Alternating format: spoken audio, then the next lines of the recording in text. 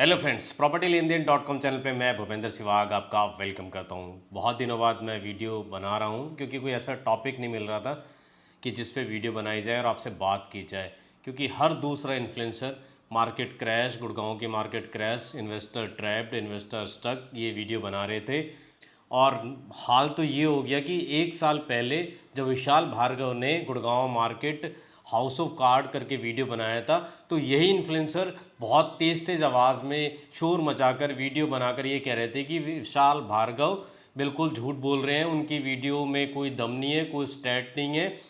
लेकिन आज उनमें से ही बहुत सारे ऐसे इन्फ्लुएंसर हैं जो गुड़गांव मार्केट क्रैश की वीडियो बना रहे हैं। हद तो यहाँ तक हो गई कि विशाल भार्गव ने कल एक ट्वीट किया और उस ट्वीट में उन्होंने जो इन्फ्लुएंसर गुड़गांव मार्केट क्रैश के वीडियो बना रहे हैं उन सबको कंपाइल करके उनके वीडियोस के थंबनेल उन्होंने एक ट्वीट करके ये बोला कि गुड़गांव के ये इन्फ्लुएंसर तो मेरे से भी ज़्यादा गुड़गांव रियल एस्टेट को लेकर बियरिश हो रहे हैं, मतलब वो तो उनसे भी आगे निकल चुके हैं। खैर, जो बात गई वो बीत गई, आगे की बात करते हैं।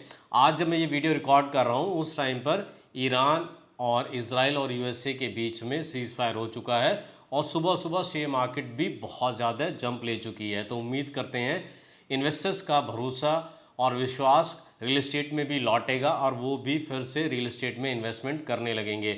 और मुझे लगता है कि जब ये वॉर चल रहा था गुड़गांव में एक चीज़ अलग और चल रही थी और वो चीज़ चल रही थी बिरला अरेका प्रोजेक्ट की अलॉटमेंट। जी हाँ, उनके 157 अप्रॉक्स अपार्टमेंट थे, 160 या 157 अपार्टमेंट थे, जिसमें से उन्होंने 155 अपार्टमेंट सोल्ड कर दिए, यानी 97% उन्होंने अपने अपार्टमेंट सोल्ड कर दिए। जी हाँ, और टिकट साइज़ भी ये कोई छोटा मोटा नहीं था, टिकट साइज़ था ये 11 करोड़ का।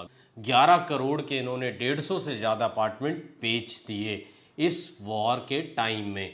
वापस आ जाते हैं, अब बात कर लेते हैं कि जो इन्वेस्टर फंसे हैं वो फंसे कैसे हैं, उस पर थोड़ी सी बात की जाए। तो 2020-21 के बाद जब कोविड गया और एकदम से डिमांड आई, लोगों को लगा कि घर बहुत ज़रूरी है और बड़ा घर भी चाहिए, बहुत लोगों को लगा, तो उसके साथ साथ पिछला जो बैकलॉग था 8-10 साल से रियल एस्टेट में उस तरह की तेज़ी देखने को मिली थी, वो तेज़ी एकदम से देखने को मिली। इसके बाद लोगों ने इन्वेस्टमेंट करना शुरू करा रियल एस्टेट में और उनके पैसे बनते चले गए और 1-2 साल तक इसी तरह चलता रहा। जब उनके पैसे बने तो उनके अंदर एक कॉन्फिडेंस आ गया कि हम अब एक्सपर्ट बन गए हैं रियल एस्टेट में, क्योंकि जब पैसे बने, उन्होंने जहाँ पैसे लगाए थे और पैसे बन रहे थे, तो सबको ही कॉन्फिडेंस आ जाएगा। मुझे लगता है मैं उनकी जगह होता तो मुझे भी ऐसे ही फीलिंग आ जाती है कि मैं एक्सपर्ट बन गया। लेकिन इन्वेस्टर बनने में और एक्सपर्ट बनने में फ़र्क है, यही थोड़ी सी गलती हो गई। अब थोड़ा सा इसको आसान भाषा में समझते हैं। जो डेवलपर एक के बाद एक प्रोजेक्ट लेकर आ रहे थे, उनके 22-23 के जो प्रोजेक्ट थे उनमें लोगों ने इन्वेस्टमेंट की थी 24 तक, और 22-23 में उसमें बहुत ज़्यादा उन्हें अप्रिसिएशन देखने को मिला। तो 25 के आसपास या 24 के एंड में जब वही डेवलपर अपने दूसरे प्रोजेक्ट लेकर आए तो वो लोग एक दो नहीं बल्कि 3-3, 4-4, 5-5 यूनिट उन डेवलपर के प्रोजेक्ट में खरीदने लगे। उन्हें लगा कि हमने जैसे इनके इनिशियल प्रोजेक्ट में पैसे बनाए हैं, हमारे पैसे फिर से इसमें बन जाएंगे। ऐसे कई लोगों को मैं जानता हूं जिन्होंने 1-2 यूनिट नहीं, 4-4, 5-5 यूनिट एक साथ ले ली। एक डेवलपर के एक के बाद एक कई प्रोजेक्ट एक ही जगह पर आए, वहाँ पर लोगों ने 3-3 अपार्टमेंट एक साथ उठा लिए। इसमें लॉन्ग टर्म इन्वेस्टर भी थे जिनको पता था कि हमें ये पूरे पैसे इसमें देने हैं प्रोजेक्ट्स में और हम पोजीशन तक रखेंगे और उसके बाद पैसे बढ़ेंगे या हम उसको रेंट आउट करेंगे, या जब पैसे डबल हो जाएंगे जब हम एग्जिट ले लेंगे। लेकिन इसमें वो छोटा और लालची इन्वेस्टर भी था जिसको लगा कि 30% पे मैं यहाँ से एग्जिट ले लूँगा। हमारे जैसे लोगों के पास जब इन लोगों के फ़ोन आते थे, हम बोल देते थे 30% पे एग्जिट मिलेगा, तो उनको लगता था कि ये मेरी इनसे वाइब्रेंसी मैच नहीं हो रही है। ऐसे इन्वेस्टर्स को लगता था कि मेरा इनके साथ कनेक्ट फील नहीं हो पा रहा। तो मार्केट में हर तरह के लोग हैं, उन्हें वैसे लोग मिल जाते थे जो कहते थे कि हाँ 30% पे हम आपको एग्जिट करा देंगे। उनको लगता था कि हाँ हमारी इनसे वाइब्रेंसी मैच हो रही है, ये वही बात कर रहे हैं जो हम बात कर रहे हैं। वो वाइब्रेंसी मैच हुई, लोगों ने इन्वेस्टमेंट किया और 2025 के एंड में आते आते और 2026 के शुरुआत में ये चीज़ें इस कदर पहुंच गई कि बहुत सारे ऐसे लोग आए मार्केट में जो ये फील करने लगे कि हमने ज़रूरत से ज़्यादा एक्सपोजर ले लिया है रियल एस्टेट में, हमने जितना इन्वेस्ट कर दिया है हम शायद उसको पूरा पोजीशन तक या जब तक वो प्रॉपर्टी बननी है हम वो पैसे नहीं दे पाएंगे। उसके बाद एक नया खेल शुरू हुआ। ऐसे इन्वेस्टर्स ने लोगों को फ़ोन करने शुरू कर दिए। सबसे पहले उन्होंने उन ब्रोकर्स को फ़ोन करे जिनके थ्रू उन्होंने प्रॉपर्टी बाय की थी। उसमें बहुत सारे ब्रोकर्स ने कहा कि सर मार्केट अब मंदी हो गई है। जब हमने प्रॉपर्टी आपको बाय कराई थी जब बहुत बढ़िया चल रहा था सीन सब कुछ, अब मंदी आ गई है, अब एग्ज़िट नहीं मिल पाएगा और एग्ज़िट उस तरह से नहीं आपको मिल सकता है। उसके बाद उन लोगों को लगा कि अब क्या कैसे करें, कैसे निकलें। तो उन लोगों के जितने भी तो उन लोगों को लगा कि जो इन्फ्लुएंसर्स हैं इनकी रीच थोड़ी सी ज़्यादा है, चाहे वो इंस्टाग्राम पर हैं, चाहे वो यूट्यूब पर हैं, चाहे वो फेसबुक पर हैं, चाहे वो ट्विटर पर हो। तो उन लोगों ने जो फंसे हुए इन्वेस्टर्स हैं उन लोगों ने इन सब लोगों को अप्रोच करना शुरू करा। चाहे कोई छोटा इन्फ्लुएंसर हो, छोटा मीन्स जिसके नंबर कम है, मैं ऐसे छोटा कोई उस तरह से नहीं कह रहा, चाहे कोई बड़ा इन्फ्लुएंसर हो, उन्होंने सबको अप्रोच करना शुरू करा। जब इन लोगों ने सबको अप्रोच करना शुरू करा तो एक ही आदमी के मल्टीपल लोगों के पास कॉल जाने लगे। और जब ब्रोकर्स या इन्फ्लुएंसर जब मिलते हैं तो उनके आपस में बात होती है, मेरे पास इस इन्वेस्टर का फ़ोन आया, मेरे पास इसका है, वो एग्जिट मांग रहा था। तो उससे मार्केट में ये मैसेज गया कि मार्केट में बहुत ज़्यादा इन्वेस्टर फंस चुके हैं, हर आदमी के पास ये कॉल आ रहा है कि उनको एग्जिट चाहिए। और बहुत सारे ऐसे प्रोजेक्ट हैं जो कुछ गलत भी हैं, जो बहुत अच्छा नहीं करेंगे फ्यूचर में, तो कुछ वो भी वहाँ फंसे। बहुत अच्छे प्रोजेक्ट ऐसे हैं जो लॉन्ग टर्म में अच्छा करेंगे और ज़्यादातर प्रोजेक्ट अच्छा करेंगे लॉन्ग टर्म में जिन्होंने लॉन्ग टर्म के हिसाब से इन्वेस्टमेंट की है। लेकिन जो फंस चुके थे उन्होंने माहौल ऐसा बना दिया कि इन्वेस्टर ट्रैप्ड हो गए। और जब फ़ोन कॉल्स आए इन्फ्लुएंसर्स के पास और ब्रोकर्स के पास तो उससे उनको एक कॉन्फिडेंस आया कि हाँ सब कुछ मार्केट डूब रही है, सब कुछ जा रहा है, अब हमें वीडियो बनाना चाहिए। तो सबने इस तरह से बहुत सारे लोगों ने वीडियो बनाने शुरू करे। अब थोड़ा सा डेटा और फैक्ट पे बात कर लेते हैं। पिछले साल ही 2025 में रेरा ने ये कहा था कि 1 लाख करोड़ रुपए की इन्वेस्टमेंट हुई है रेरा में, मतलब 1 लाख करोड़ रुपए के प्रोजेक्ट लॉन्च हुए हैं। हम मान के चलते हैं 30% इसमें इन्वेस्टर ट्रेडर होंगे जिन्होंने इसमें 1 लाख करोड़ रुपए के जो प्रोजेक्ट लॉन्च हुए उसमें इन्वेस्ट किया, यानी 30,000 करोड़ रुपए की इन्वेस्टमेंट या कैपिटल वहाँ स्टक हो गई। ये मैं 2025 की बात कर रहा हूँ। हो सकता है कि 23-24 में भी ऐसे करीब 20,000 करोड़ रुपए की कैपिटल होगी, ऐसे इन्वेस्टर होंगे जो स्टक है। तो कुल मिलाकर 50,000 करोड़ रुपए की कैपिटल गुड़गांव रियल एस्टेट में स्टक है। हम इन्वेस्टर की ही बात को मान के चलते हैं।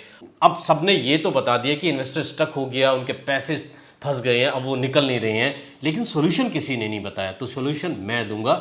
मेरा सोल्यूशन थोड़ा कड़वा हो सकता है और जो सोल्यूशन होता है, जो दवाई होती है कड़वी ही होती है, तभी जो मरीज होता है वो ठीक होता है। मेरी दवाई भी थोड़ी कड़वी है, तो मैं अपनी कड़वी दवाई आपको बता देता हूँ। अगर आप गुड़गांव रियल एस्टेट मार्केट की जगह आप मुंबई या महाराष्ट्र में होते तो ये दवाई आपको मीठी लगती। क्यों मीठी लगती, चलिए मैं आपको बता देता हूँ। आपको ये दवाई इसलिए मीठी लगती क्योंकि गुड़गांव की कंपेयर करें, अगर आप महाराष्ट्र में होते हो और आप अपनी यूनिट को या अपने अपार्टमेंट को कैंसिल करते तो टोटल कॉस्ट ऑफ कंसिडरेशन, यानी टोटल कॉस्ट आपकी यूनिट की जो है, आसान भाषा में अगर हम कहें, उसका 2 से 3% डिडक्ट होता, बाकी पैसे आपके मिल जाते। चाहे आपने 10% पे कराओ, चाहे आपने 20% पे कराओ, चाहे 30% पे कराओ, चाहे आपने 50% पे कर दिया हो, यानी सिर्फ 2 से 3% टोटल कॉस्ट ऑफ अपार्टमेंट। मैं टोटल कॉस्ट इसकी नहीं कह रहा जो आपने पे कर दिया, मैं total cost of consideration in apartment की बात कर रहा हूँ। लेकिन गुड़गांव में दवाई थोड़ी कड़वी है। यहाँ का रेरा ये कहता है कि builder 10% total cost of consideration इसको डिडक्ट कर सकता है और पैसे बाकी उसको वापस करने पड़ेंगे। हालांकि वो अपने बीबी में कुछ इस तरह की चालाकी कर देता है कि कैंसिलेशन के अलग से चार्जेस होंगे।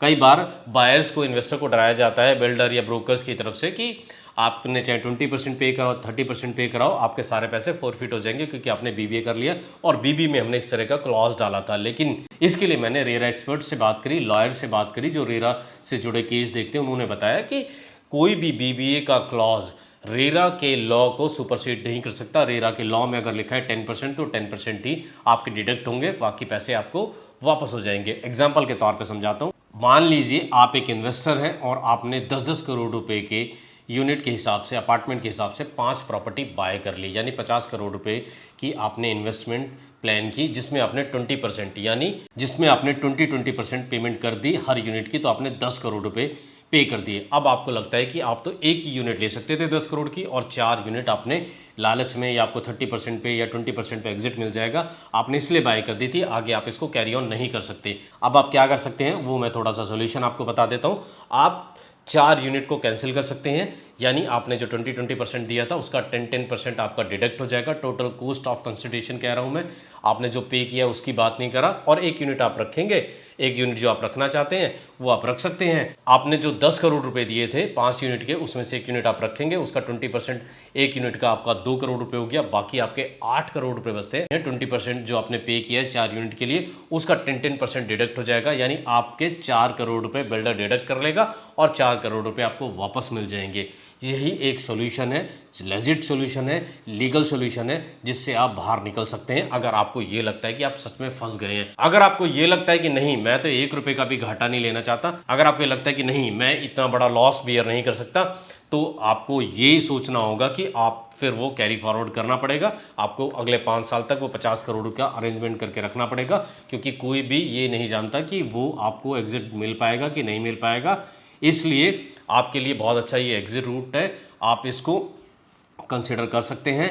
और हाँ, अगर आपको लगता है कि नहीं मैं तो कैरी फॉरवर्ड, अगर आपको लगता है कि नहीं मैं 1 भी रुपए का लॉस नहीं बियर करूंगा, मैं तो इसको 20% 30% पे निकाल दूंगा, तो आप अपनी यूनिट रख सकते हैं। और जिनको लगता है कि नहीं मैं सुपर स्ट्रक्चर तक मैं निकाल दूंगा वो भी रख सकते हैं। अगर जिनको लगता है कि नहीं मैं सेम प्राइस पे निकाल सकता हूँ तो वो भी यूनिट रख सकते हैं। जिनको रियल में लगता है कि फंस गए, स्टक हो गए, सबके पास फ़ोन कर रहे हैं, कोई उनका फ़ोन उठाता नहीं, एक बार फ़ोन उठा ले तो दोबारा फ़ोन उनका उठता नहीं है और ब्रोकर उनका फ़ोन नहीं उठाते, तो उनके लिए ये सॉल्यूशन है, वो आप इस सॉल्यूशन को ले सकते हैं। और हाँ, आप as a investor, as a buyer, उन लोगों को भी आप खुद से आइडेंटिफाई कीजिए जो आपको 30% पे एग्जिट दिला रहे थे, और उनमें से कितने लोग अब ये वीडियो बना के कह रहे हैं कि इन्वेस्टर फंस गए हैं और उनको कोई रास्ता नज़र नहीं आ रहा। तो ये काम आपका है, ये काम मेरा नहीं है। आप खुद से ये तय करिए, खुद से देखिए कि किसने आपको फंसाया और किसने आपको बचाया और किसने आपको हमेशा ये सलाह दी कि आपको 30% पे एग्जिट नहीं मिलेगा, आप नहीं जाइए। इतने कॉन्फिडेंस से मैं इसलिए बोल पा रहा हूँ क्योंकि मैंने कभी किसी को इस तरह की सलाह दी नहीं है। हमने भी प्रॉपर्टी बेची है, तो बहुत सारे ऐसे लोग हैं जिनको हमने कहा कि सुपर स्ट्रक्चर तक रखना पड़ेगा या आपको पोजीशन तक रखना पड़ेगा, तभी आप जाइएगा। हाँ, हमने अपना बहुत लॉस किया, हमने बहुत सेल अपनी गंवाई, लेकिन हमें पता था एंड ऑफ द डे हम ठीक होंगे और उन लोगों को रियलाइज़ होगा कि जो हमने बताया था वो बिल्कुल ठीक बात है। बस ये छोटा सा वीडियो था, मुझे लगा इस पे बात की जाए, आपको बताया जाए। और विशाल भार्गव की बात करनी भी ज़रूरी थी क्योंकि वो आजकल सरप्राइज है कि मेरे से ज़्यादा गुड़गांव के ब्रोकर बियरिश हैं गुड़गांव के रियल एस्टेट की मार्केट को लेकर। गुड़गांव में बीच बीच में से प्रोजेक्ट आते रहेंगे, चाहे वो 10 करोड़ 20 करोड़ 50 करोड़ का हो, जो आपको जैसे बिरला री का बिका है ऐसे बिकते हुए दिखाई देंगे। और बहुत सारे इसमें बहुत बेकार प्रोजेक्ट भी आएंगे, तो उनसे आपको बचना है। अगर कोई प्रॉपर्टी आप बाय कर रहे हैं तो उसको लेकर आप हमसे कंसल्टेंसी ले सकते हैं। हमारी कंसल्टेंसी पेड है, इसमें कोई भी ऑब्लिगेशन नहीं कि आपको हमसे प्रॉपर्टी लेनी है। अगर प्रॉपर्टी आपको हमारे थ्रू लेनी है तो निश्चिंत रहिए, आपको किसी ट्रैप में हम नहीं फंसने देंगे। अभी तक जब तेजी रही है पिछले 4-5 साल में, हमने तब नहीं फंसने दिया, तो अब कैसे आपको फंसने देंगे। इसी के साथ मैं भूपेंद्र सहवाग इस वीडियो को खत्म करता हूँ। फिर मिलूंगा आपको एक नई वीडियो में नए टॉपिक के साथ, तब तक के लिए थैंक यू।